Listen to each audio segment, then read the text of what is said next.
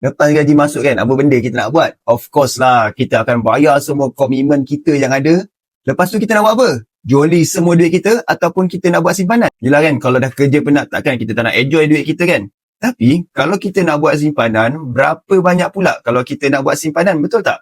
Sebab tu, lepas bayar semua komitmen kita, siap-siap alihkan sekurang-kurangnya 10% gaji kita untuk simpanan. Dan cara untuk rasa duit gaji kita bertahan lama, simpan di tempat yang paling susah untuk kita keluarkan tetapi dapat kekalkan nilai duit kita seperti emas dan perak.